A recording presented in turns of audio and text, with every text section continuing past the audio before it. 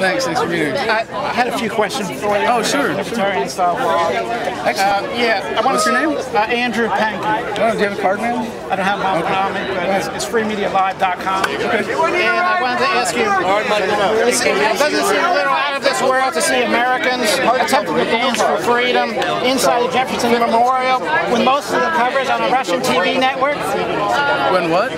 Doesn't it seem a little out of this world for Americans dancing in the Jefferson Memorial, but most of the coverage is on a Russian TV network? Well, it's really sad that it's come to that, but the media in the United States has become so subverted by our government. They're all propaganda outlets for our rulers in D.C. They're not presenting the honest news, and that's why alternative news sources, whether they're sponsored by the Russian government or any other foreign government, or by independent media online, independent citizen journalists, even more importantly than that, is that they are spreading information through the internet, and what is compelling to people is what is rising to the top. And what the news media, the establishment media is producing, when it's controlled by the government, or when it's affected by the government or corporatism, or restrained in any way by the editorial control over that, then it's going to lose the information war to the people on the internet who are able to share what is really important to people, what really matters. And that's part of the power of the internet. But if I may, to go a little further with this, there's something about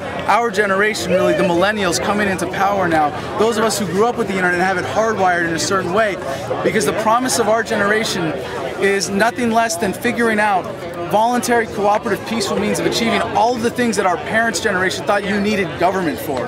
And the same way that we look back on, those nameless primitives that first made a wheel and made fire, I hope that thousands of years from now, maybe from another planet even, human beings will look back on our generation, and at this point in history, they will look back at us as the ones that wielded the internet and took down governments. So the internet is the key. Absolutely. Taking back information is the key. Knowledge is the key, and knowledge is empowerment. And that's why in the past, governments have always sought to control information. They've always sought to restrict it or to push out their own propaganda and overwhelm any dissenting voices. And now with the internet, it's impossible to do that. Sure. Well, there have been charges online by some conservatives that the dance party was just a setup to disrupt the Jefferson Memorial for actual tourists who wish to enjoy their time here at the memorial. How do you respond to that? May your chains rest lightly upon you. Sam Adams already said it for me. Sure. Congratulations. It's great seeing you. Yeah, it's been a while. I know. Good, actually. Is it a case of a stranger in a strange land that this country no longer welcomes those who may want to celebrate freedom by dancing or enjoying their freedoms? That we must only celebrate freedom with reverence and and those who attempt to celebrate by dancing are called wild hippies? I think what you saw today is proof that that's not true. Exactly. Thank you. Adam Kokesh, are you a wild hippie for the free market, slashing the budget for a balanced budget, and the Constitution? And the Constitution, against government health care, and opposed to raising the debt ceiling? Absolutely, I am that kind of hippie. Thank you. Adam, were you for the TARP, GM, and Chrysler bailouts? Absolutely not. Thank you.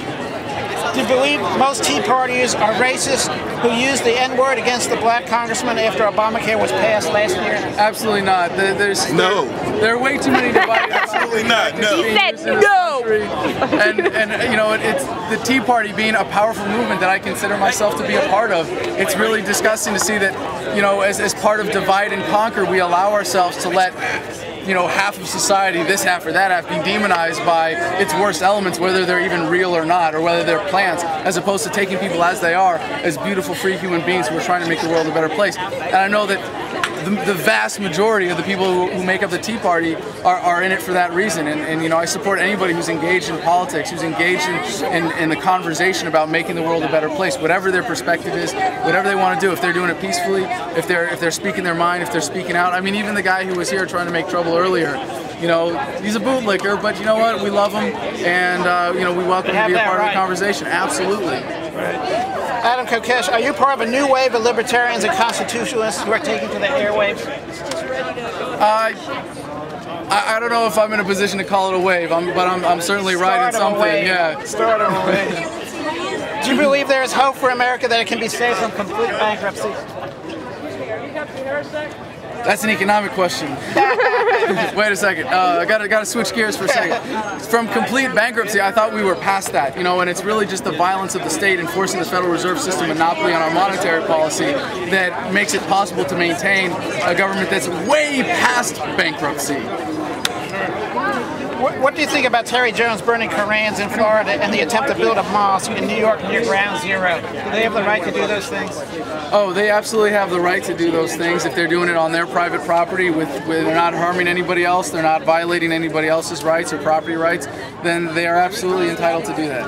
And about those the issues that you mentioned there, they've been turned into such ridiculously polarizing issues that are really intended to bring people apart as opposed to bring people together. And you see this in the mainstream media coverage of those issues, Pastor Terry Jones and the Ground Zero Mosque, that they're intended to create artificial conflict. And this is how television works for a lot of mass media outlets, is that they're going to, if they can't find something to bleed and lead the story, they're going to make something. They're going to artificially impose divisions on people and create inflammatory stories that are just intended to anger people, as opposed to what we created here today, which was really beautiful and brought people together. Right. Did President Obama miss a chance to clearly stand up for the First Amendment by stating clearly that Jones had a right to burn a Koran? Did he miss an opportunity to stand up for the First Amendment? I think the president missed an opportunity to stand up for the First Amendment here this week, so we had to do it for him. Sure. What about in Europe? Yeah. That's right. In parts of Europe, there are parts of Western Europe that have become predominantly Muslim neighborhoods, where especially Jews, but also other Westerners, aren't welcome and may be harassed or attacked.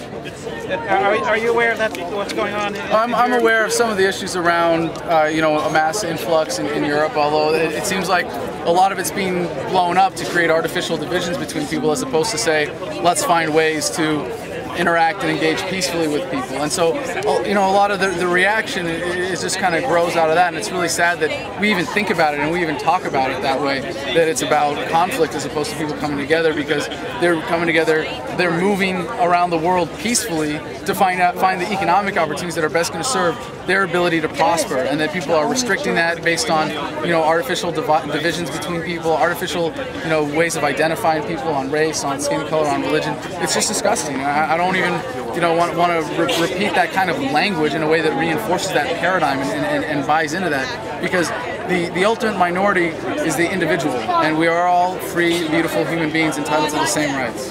Right. What about as far as the